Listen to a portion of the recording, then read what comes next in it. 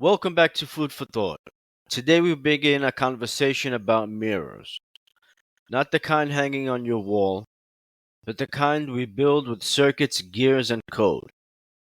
This episode is called The Mirror of the Machine, and it begins with a deceptively simple question. What do our machines say about us?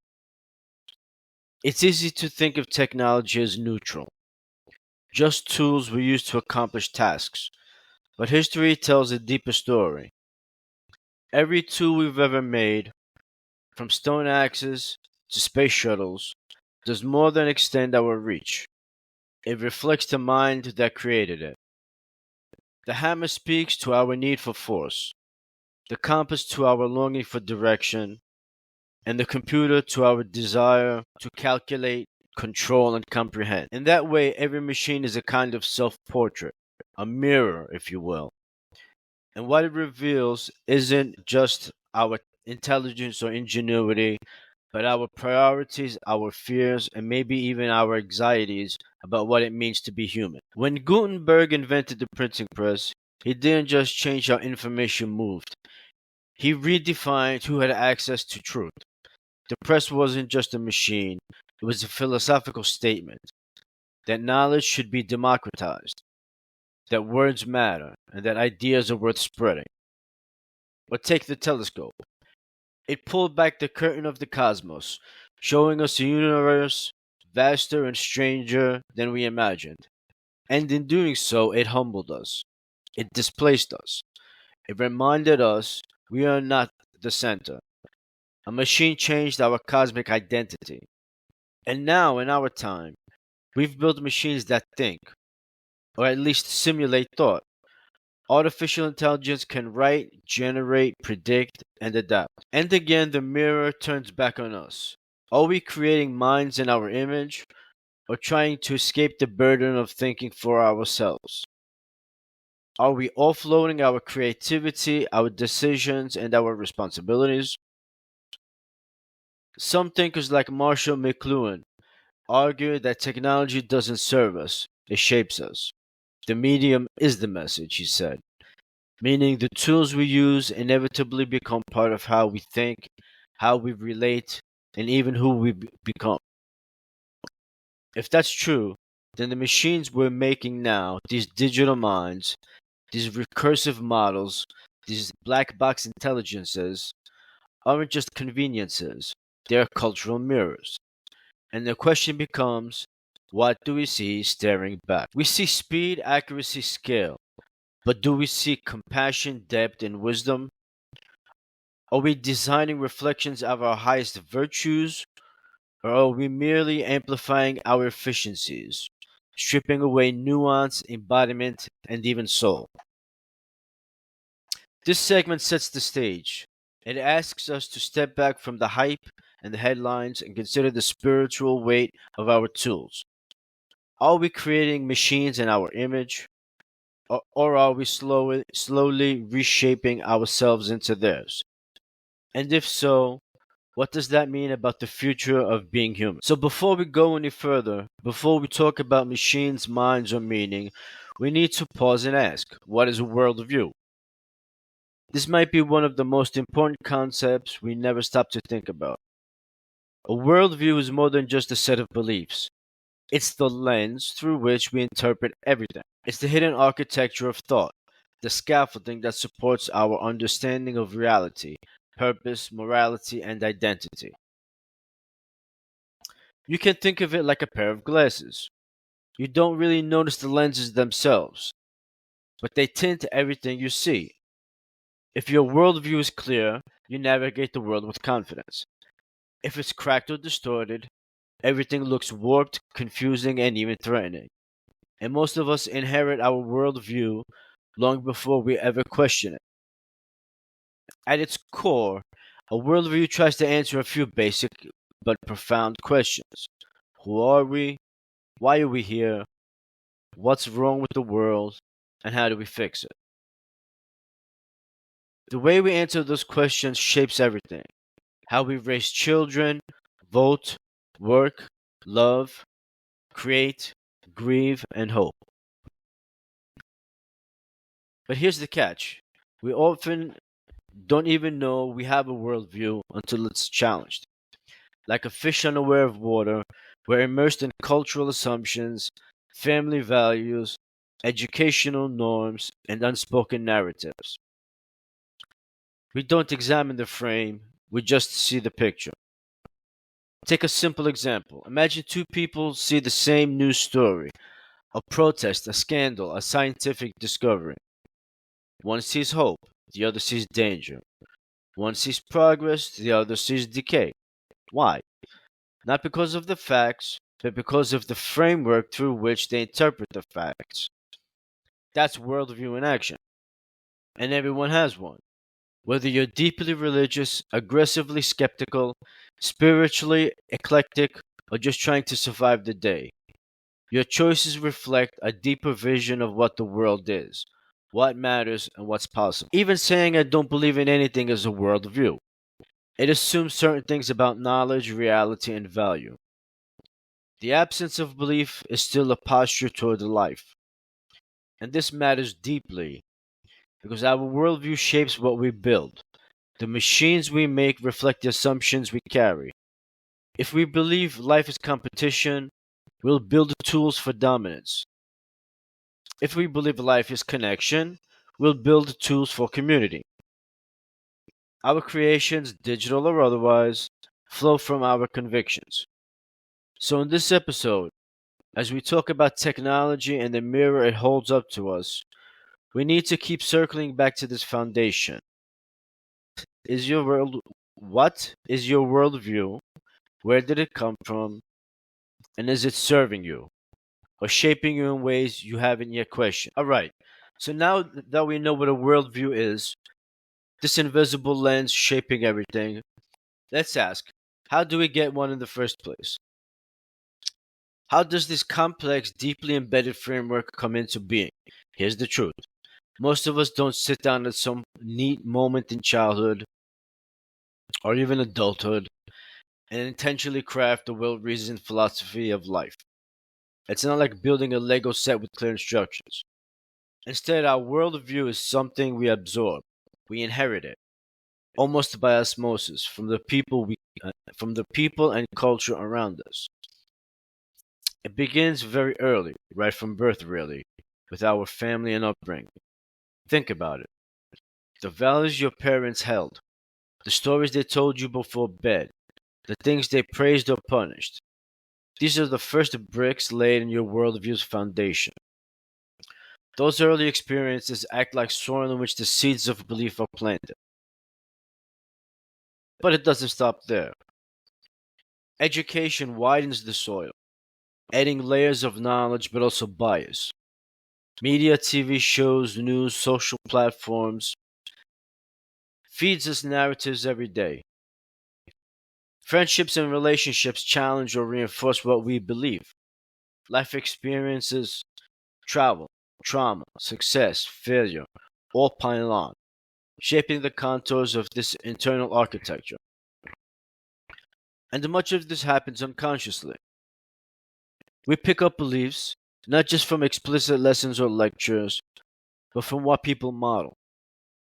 If your childhood environment whispered, sometimes loudly, sometimes subtly, that the world is dangerous, or that love has to be earned and never freely given, those ideas become default settings in your inner operating system. Now, here's where things get really interesting. Worldviews don't only form by absorption, they can also form reactively. Some people craft their worldview in opposition to something they've experienced: a strict religion, an oppressive ideology, a painful trauma. Their worldview becomes a fortress, a defense mechanism, designed to protect the self rather than necessarily to seek objective truth.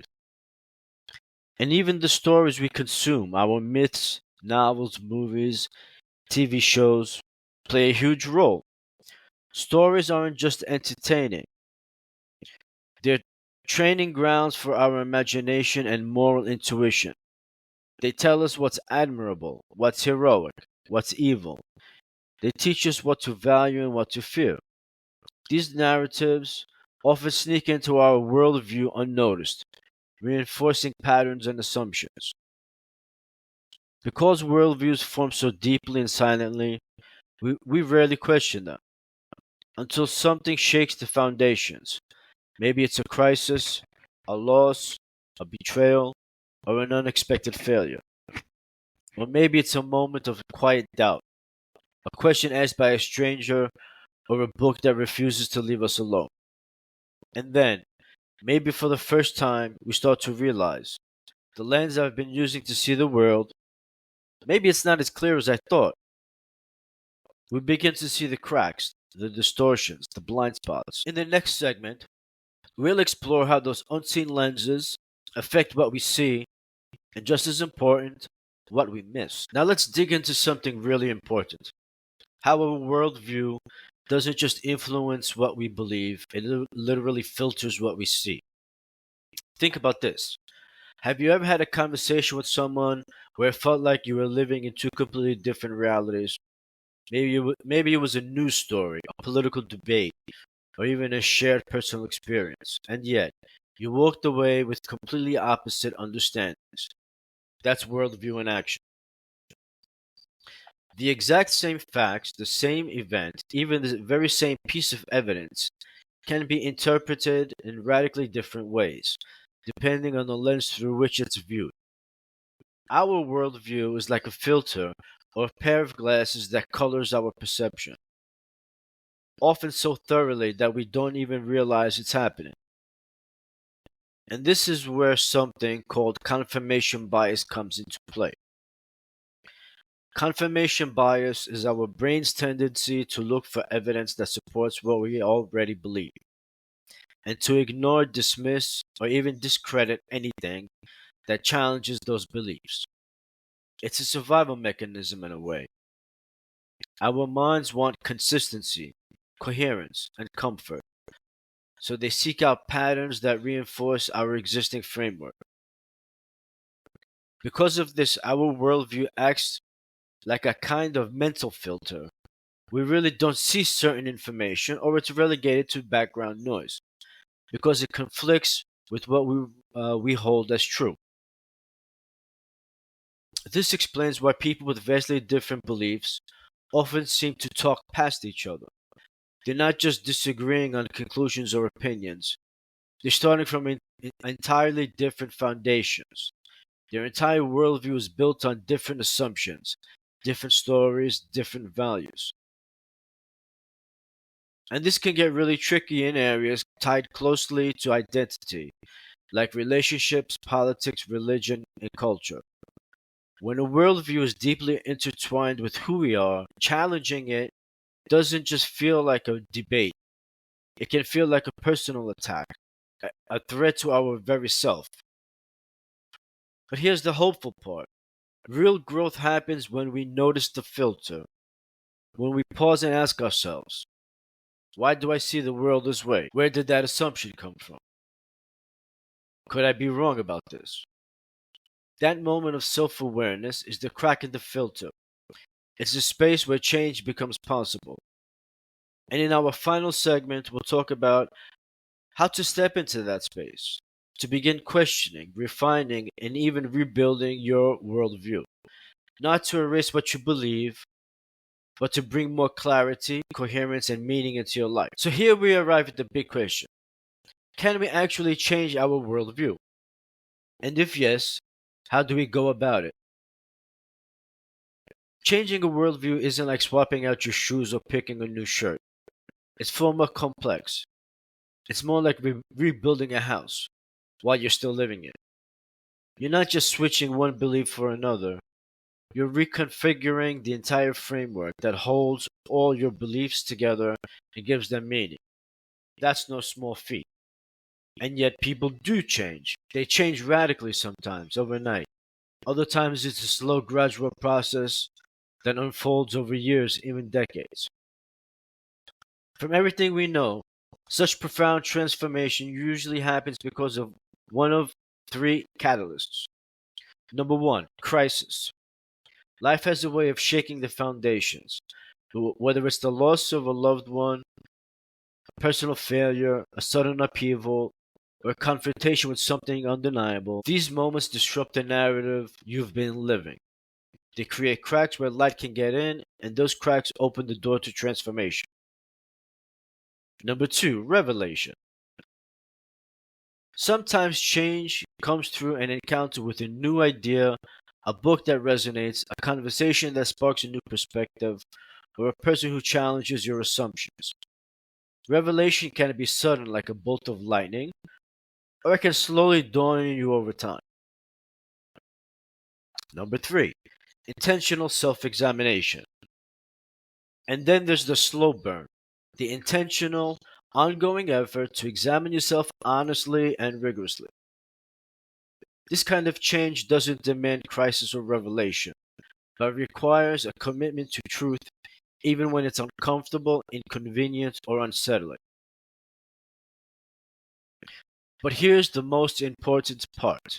Change in worldview doesn't start with answers, it starts with questions.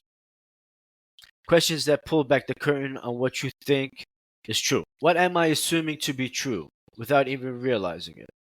Where did that assumption come from? Is it still serving me? Or is it keeping me stuck? What kind of person do I want to become? And does my worldview align with that? Remember, the goal here isn't to find the perfect worldview because perfection is a mirage after all. Instead, it's about moving toward clarity, integrity, and coherence. It's about aligning what you believe with what is actually true, with what is genuinely good, and with what gives life meaning and purpose. So here's the takeaway I want to leave you with. Your worldview isn't fixed.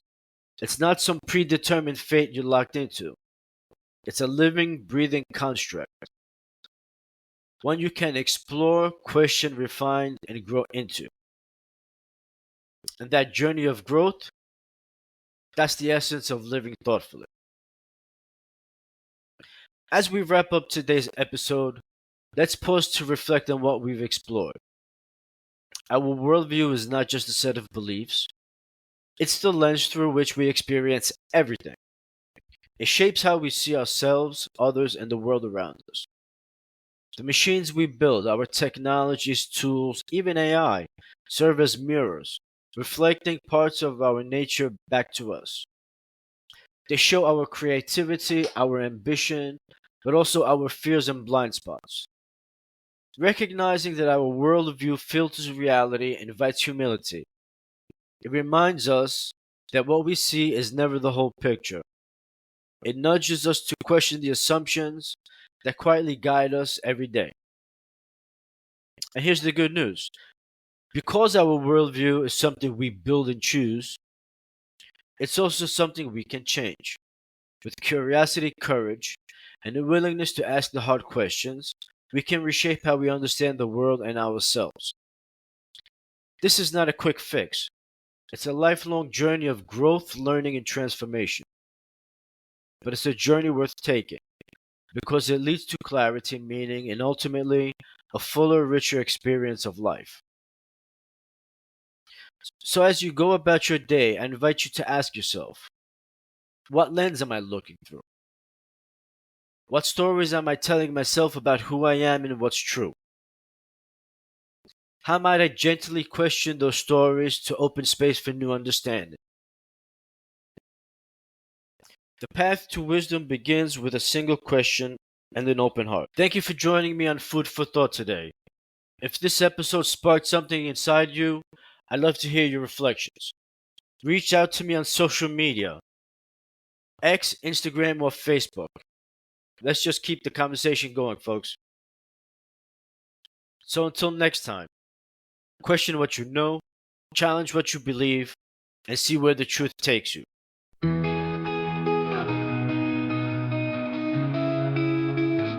Every question is a doorway, every answer is a light.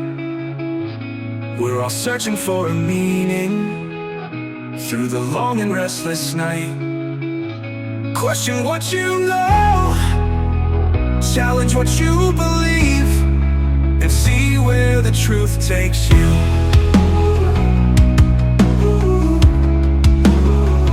Step beyond what feels certain. Let your heart begin to see. It's the questions that awaken all we're meant to be. Question what you know, challenge what you believe, and see where the truth takes you.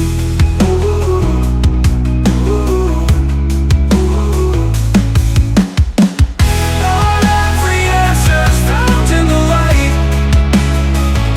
Sometimes it's the journey through the unknown that brings us home. Question what you know, challenge what you believe, and see where the truth takes you.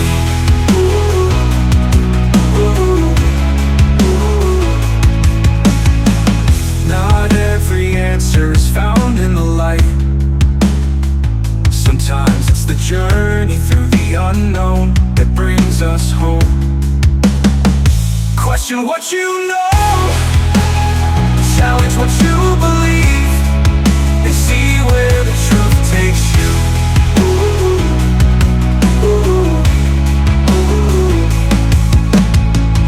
Not every answer's found in the light.